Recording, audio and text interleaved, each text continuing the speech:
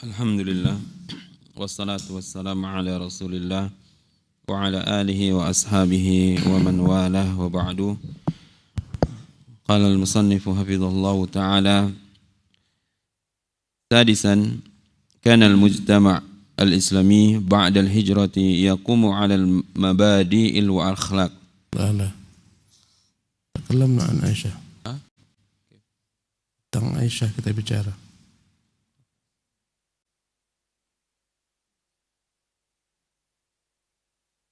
Halaman 144. Ya.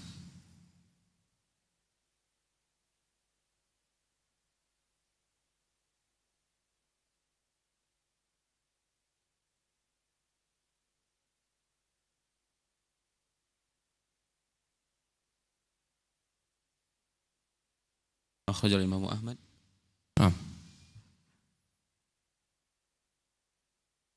وأخرج الإمام أحمد في مسنده بسند صحيح وابن حبان عن عائشة رضي الله عنها قالت خرجت مع النبي صلى الله عليه وسلم في بعض أسفاره وأنا جارية لم أحمل لحما ولم أبدن فقال للنبي تقدموا فتقدموا ثم قال لي تعالي حتى أسابقك فسبقته فسكت عني حتى إذا حملت اللحم وبدنت ونسيت خرجت معه في بعض أسفاره فقال للناس تقدموا فتقدموا ثم قال تعالي حتى أسابقك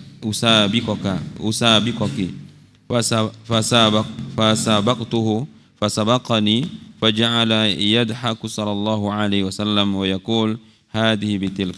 بسم الله الرحمن الرحيم. الحمد لله رب العالمين وصلى الله وسلم وبارك على عبده ورسوله محمد وعلى آله وصحبه أجمعين. أما بعد، اللهم افتح علينا حكمتك وانشر علينا من خزائن رحمتك. سبحانك لا علم لنا إلا ما علمتنا إنك أنت العليم الحكيم وتب علينا إنك أنت التواب الرحيم. Al-ikhwatu fillah, barakallahu fikum ajma'in. Kita insyaallah akan melanjutkan pembahasan tentang bagaimana Nabi yang mulia sallallahu alaihi wasallam berlemah lembut dengan Ibunda Aisyah radhiyallahu tabaraka taala dan bergaul dengannya menyesuaikan dengan umurnya. Berkata pengarang kitab kita, Imam Ahmad mengeluarkan dalam musnadnya dengan sanad yang sahih dan Ibnu Hibban dari Aisyah radhiyallahu anha, ibunda kita berkata, suatu hari aku keluar beserta Nabi sallallahu alaihi wasallam di sebagian perjalanannya. Kala itu aku masih belia, belum lagi memiliki badan yang gemuk. Maka berkatalah Nabi yang mulia sallallahu alaihi wasallam kepada manusia, taqaddamu, kalian majulah ke depan. Fataqaddamu, mereka pun maju di depan, Nabi di belakang dengan istrinya berdua Aisyah. Thumma qala li, kemudian Nabi berkata kepadaku, ta'alai, mari, hatta usabiqaki, biar engkau ku kalahkan dalam lomba lari ini. Fasabaqtuhu, aku pun berusaha untuk mengalahkannya, akhirnya aku berhasil mengalahkan Nabi sallallahu alaihi wasallam. Karena kala itu dia masih gadis kecil. Fasakata anni, maka dia pun diam. Hatta idza hamaltul lahma wa baduntu, manakala aku sudah semakin gemuk, wa nasitu, aku pun sudah lupa dengan peristiwa aku mengalahkan dia, kharajtu ma'ahu fi ba'dhi asfarihi, aku pun kembali keluar menyertainya dalam sebagian perjalanannya.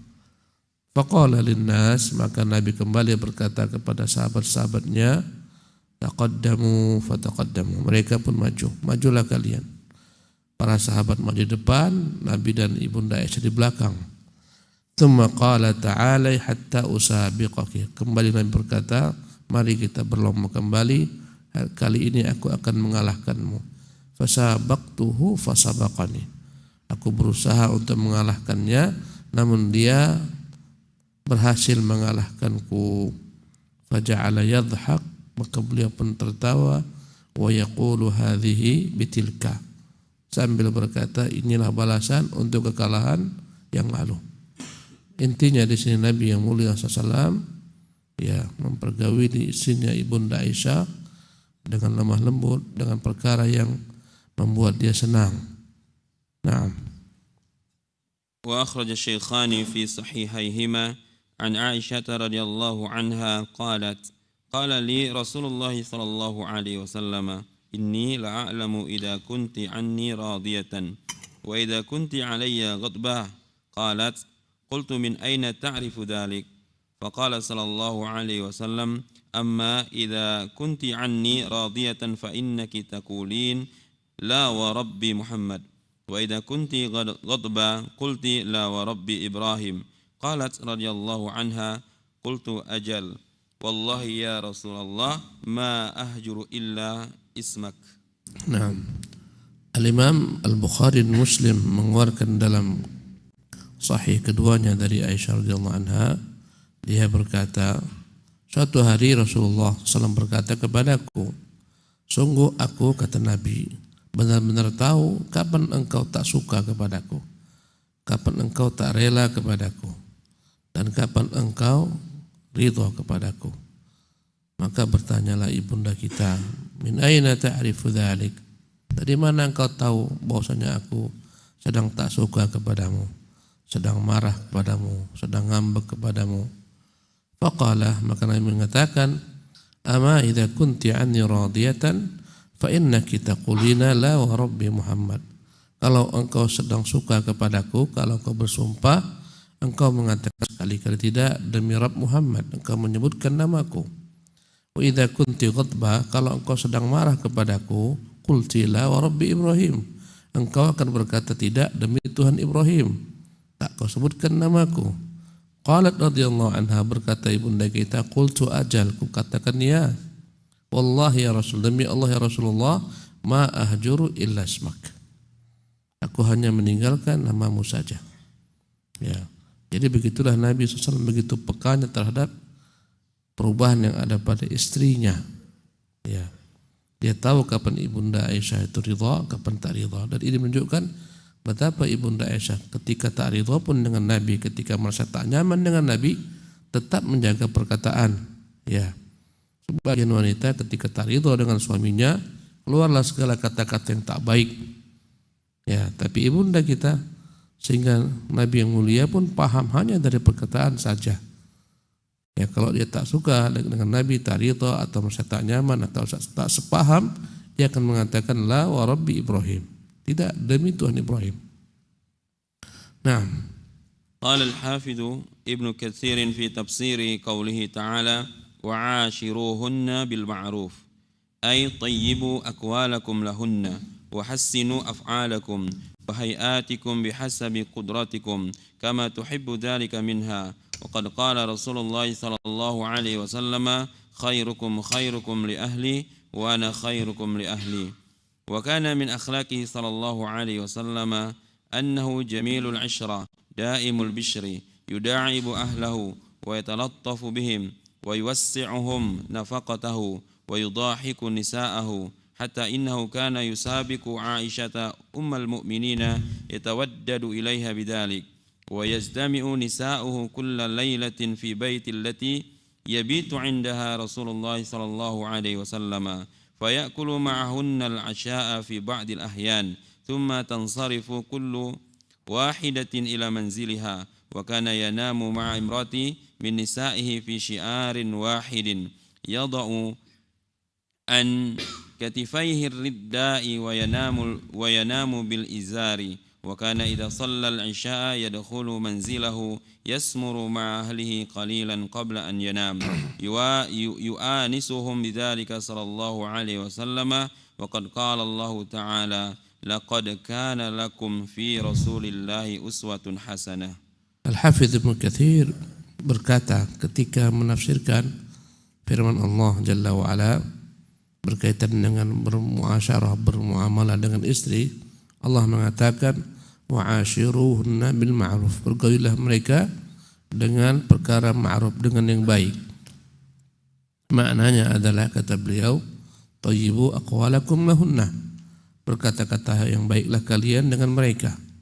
Wa hassinu af'alakum, berbuat baiklah kalian dengan mereka. Wa hayatikum bihasabi qudratikum, perbaikilah pula rupa dan bentuk kalian sesuai dengan kemampuan kalian. Tampilan kalian perbaiki pula di hadapannya. Perbaiki perkataan, perbaiki perbuatan, perbaiki tampilan. Laki-laki perlu selalu tampil di hadapan pasangannya tampilan yang baik. Ya, bukan tampilan yang tak baik. Sebagaimana kita ingin istri kita selalu tampak indah, cantik, kita pun harus selalu tampak baik di hadapannya. Ya, dengan menjaga bau badan dan semacamnya agar tak ada melekat. Ya, ketika olahraga baju yang bau dan seterusnya jauhkan dari mereka. Kama tuhibbu dzalika minha.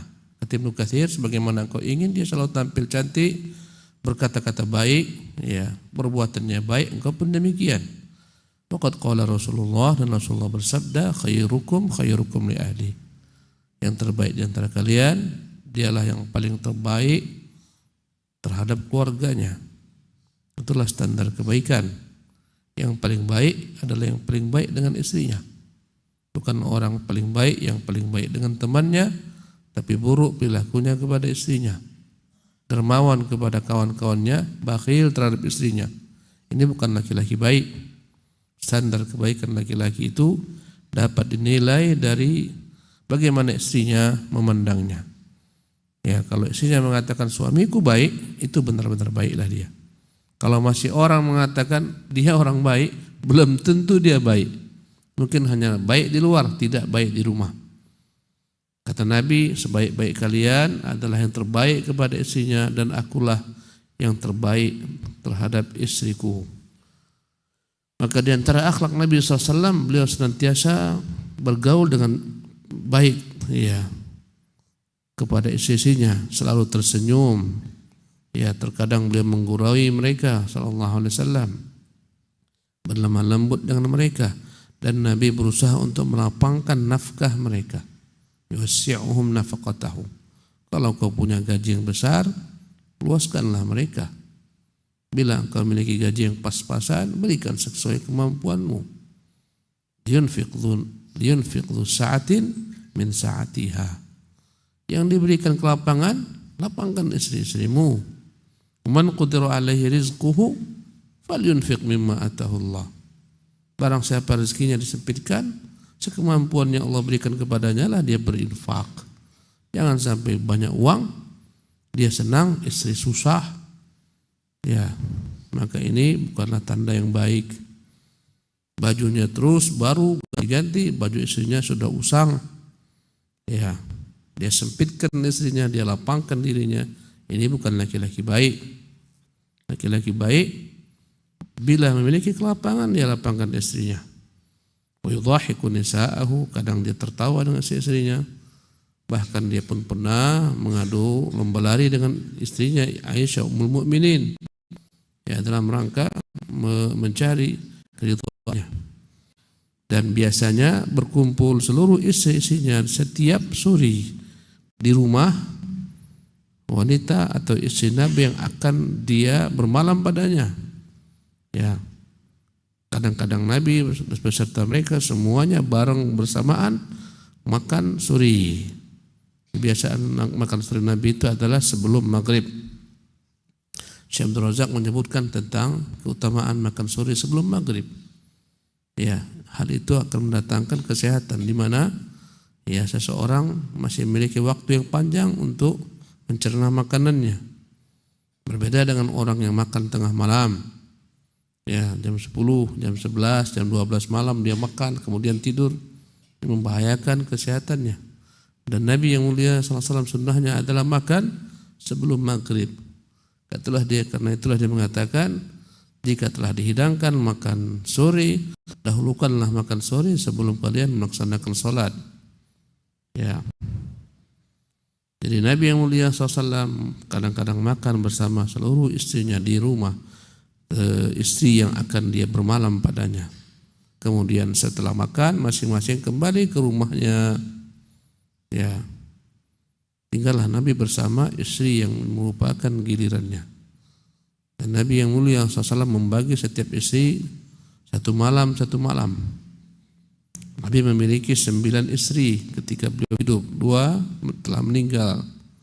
Ya, maka Nabi yang mulia SAW menggiliri mereka satu malam, kecuali Saudah yang telah memberikan jatah malamnya kepada Aisyah. Maka Aisyah dapat 2 malam dengan kerelaan Saudah, dan dia memilihkan malam itu untuk Aisyah untuk mencari ridha Nabi, karena dia tahu Nabi SAW mencintai Aisyah lebih daripada yang lainnya. Maka Nabi menggilir untuk setiap istri satu malam, untuk ibunda Aisyah 2 malam.